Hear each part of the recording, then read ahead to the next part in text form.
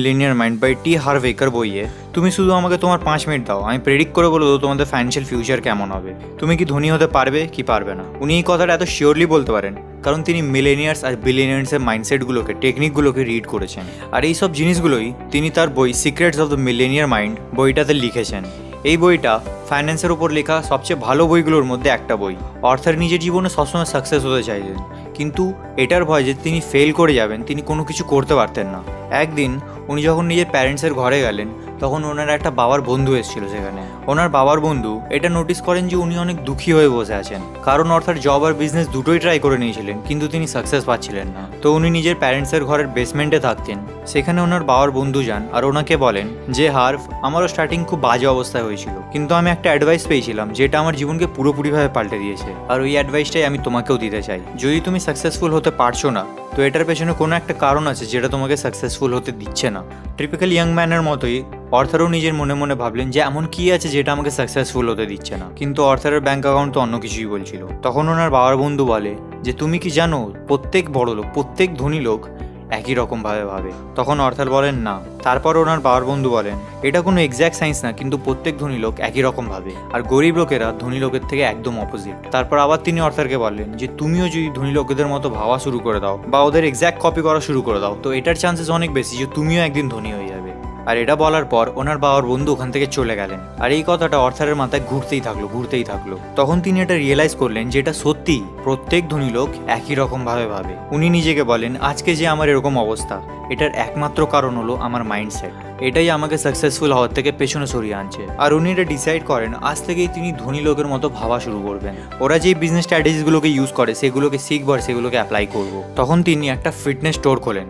সেই সময় তার কাছে বেশি টাকা ছিল না। উনি তখন একজনের কাছ থেকে $2000 ধারে নিলেন আর নিজেকে প্রমিস করলেন যে এবার আমি লং টার্ম ভাববো। আর এই বিজনেসকে তিনি ততদিন অবধি ছাড়বেন না যতদিন না অবধি তিনি মিলিয়নের হয়ে যাচ্ছেন। আর এরকম ভাবনা চিন্তার সাথেই তিনি এই বিজনেস থেকে মিলিয়ন্স অফ ডলার্স কামিয়েছেন। অর্থাৎ বলেন যে আমাদের মাথায় আগের থেকে একটা মানি ব্লুপ্রিন্ট তৈরি করা থাকে, যেটা এটা ডিসাইড করে থাকে যে ফিউচারে আমাদের ফাইন্যান্সিয়াল স্ট্যাটাস কেমন হবে, আমরা ধনী হতে পারবো কি না। অর্থাৎ বলেন তোমাদের চিন্তা ভাবনাই তোমাদেরকে ধনী বা গরিব বানায়, আর তুমি পয়সার ব্যাপারে কেমন ভাবো আর সেটা কেমন ভাবে ইউজ করো সেটা দেখায় তোমার টাকা পয়সার প্রতি পার্সপেক্টিভটা কেমন। তোমরা এটা দেখে থাকবে অনেকে লটারি জিতে কোটিপতি হয়ে গেল, কিন্তু কিছুদিন পর তাদের সব টাকা তারা বিলিয়ে দিয়ে, লুটিয়ে দিয়ে আবার একই অবস্থায় বা রোডে চলে আসে। অন্যদিকে অর্থাৎ ডোনাল্ড ট্রাম্পের এক্সাম্পল নিয়ে বলেন যে ওনার কাছে মিলিয়ন্স অফ ডলার ছিল আর তিনি ব্যাংক্রাপ্ট হয়ে যান, আবার কিছুদিন পরেই তিনি আবার বিলিয়নের হয়ে যান। কিন্তু এরকম কেন?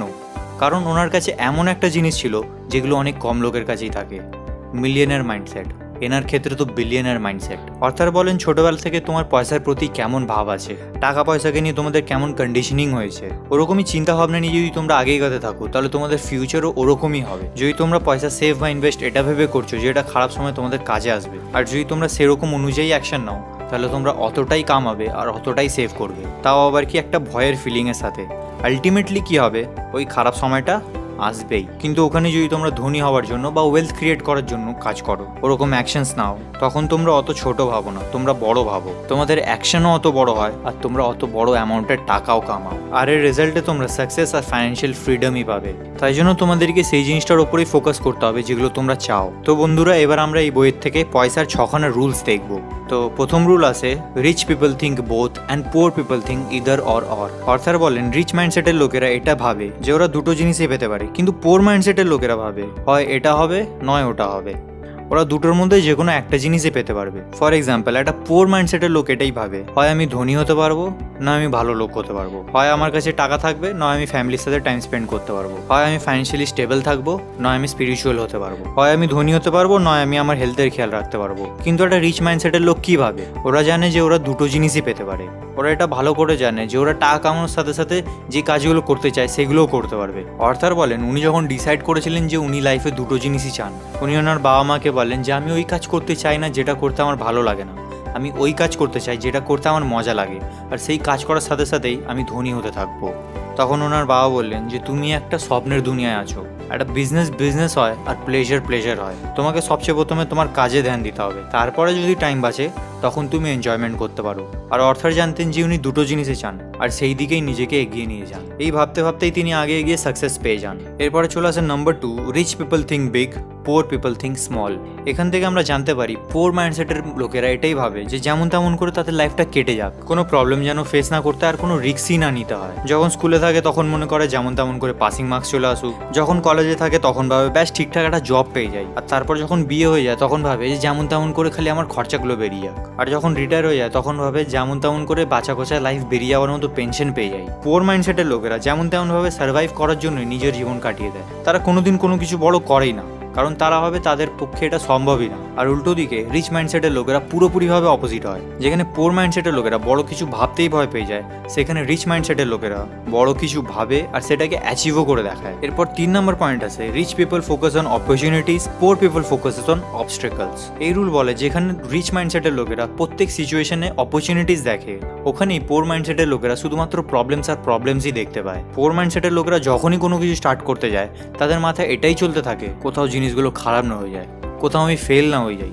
এই ভয়ের কারণেই তারা অ্যাকশনই নেয় না। কিন্তু অন্যদিকে রিচ মাইন্ডসেটের লোকেরা সিচুয়েশন কেমনই হোক তারা অপরচুনিটিস খুঁজেই নেয়। ওরা নিজেদের জিনিসের রেসপন্সিবিলিটি নিজেরা নেয়, আর ওরা এটার প্রতি দৃঢ় হয়ে যায় যে ওদের নেওয়ার ডিসিশন কাজ করবেই আর ওরা সাকসেসফুল হবেই, কারণ ওদেরকে ওদের অ্যাবিলিটির ওপর বিশ্বাস থাকে। অর্থাৎ বলেন রিচ মাইন্ডসেটের লোকেরা অপরচুনিটিস খোঁজে, তাই জন্য খারাপের থেকে খারাপ সিচুয়েশনও তারা অপরচুনিটি খুঁজে নেয়। যেখানে পোর মাইন্ডসেটের লোকেরা এই এক্সপেকটেশনেই থাকে যে ওদের লাইফে প্রবলেম আসবেই, আর এর রেজাল্ট এটাই হয় যে ওদের লাইফে প্রবলেম আসেই। তাই জন্য যেমন আমাদের মাইন্ডসেট হবে তার রেজাল্টও আমরা তেমনই পাবো। তারপর 4 নম্বর পয়েন্ট আছে, rich people admire other rich and successful people, where poor people resent rich and successful people. এই রুল বলে পোর মাইন্ডসেটের লোকেরা সবসময় অন্যের সাকসেসকে দেখে হিংসা করে। ওরা এরকম বলতে থাকে যে দে আর সো লাকি, ওদের ভাগ্য খুব ভালো, ওদের বাবা মার এত টাকা পয়সা। আর একটা কথাটা ওদের ফেভারেট, ধনী লোকেদের কাছে এত টাকা থাকে কারণ ওরা গরিব লোকেদের টাকা মেরে নেয়। পোর মাইন্ডসেটের লোকের এরকম কথা বলে, তাই জন্য ওরা কোনোদিন ধনী হতে পারে না। অর্থাৎ বলেন যদি তোমরা ধনী হতে চাও তাহলে তোমাদেরকে ধনী লোকেদের আর সাকসেসফুল লোকেদের অ্যাডমায়ার করতে হবে, ওদের থেকে জেলাস হলে চলবে না, আর নাই ব্লেম গেম খেলতে হবে। যদি তোমরা ওদের সাকসেসকে অ্যাডমায়ার না করতে পারো তাহলে তোমরা সবসময় ওদের ব্যাপারে খারাপই ভাববে, আর তোমরাও কোনোদিন ধনী আর সাকসেসফুল হতে পারবে না। নেক্সট রুল আছে, rich people play the money game to win, poor people play the money game not to loose.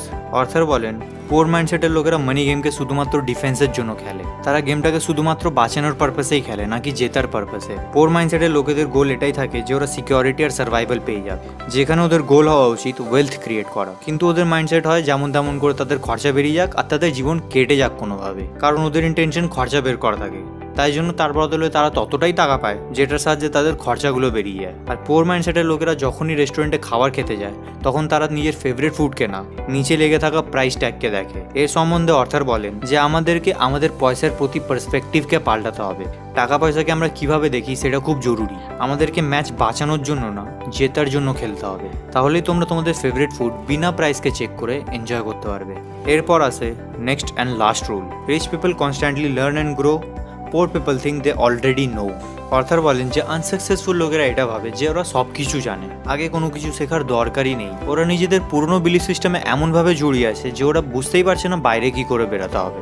ওরা কোনো কিছু আলাদা ভাবতেই পারে না, ওরা সবসময় মনে করে যে ওরা সবসময় ঠিকই মনে করছে। অন্যদিকে সাকসেসফুল লোকেরা জানে যে লাইফের লার্নিংস কোনোদিন শেষই হয় না, ওরা ব্যাস সবসময় শিখতে থাকে আর কন্টিনিউয়াসলি গ্রো হতে থাকে। এই জন্য সবসময় লার্ন করা উচিত, শিখতে থাকা উচিত। এই ছিল guys secrets of the millionaire মাইন্ডের 6খানা রুলস। যদি তোমরাও এটাকে ফলো করো আর তোমরাও রিচ লোকেদের মতো ভাবতে শুরু করে দাও, ওরা যেরকম অ্যাকশন নেয় তোমরাও যদি সেরকম অ্যাকশন নেওয়া শুরু করে দাও, তাহলে অনেক বেশি চান্সেস আছে যে তোমরাও মিলেনিয়ার আর বিলেনিয়ার হতে পারবে। তো গাইস এই বইয়ে বলা সিক্রেটসগুলোকে ফলো অবশ্যই করবে। আশা করি গাইস এই ভিডিওটা তোমাদের ভালো লেগেছে। যদি ভালো লেগে থাকে তো লাইক করে আমার উৎসাহ বাড়াও, সাবস্ক্রাইব করে বেল আইকনে অল করে দাও যাতে এরকমই ভিডিওস তোমরা ফার্দার মিস না করতে পারো। আর বন্ধু আর ফ্যামিলির সাথে ভিডিওগুলো শেয়ার করো যাতে তারাও অ্যাওয়্যার হতে পারে এই নলেজগুলোর থেকে।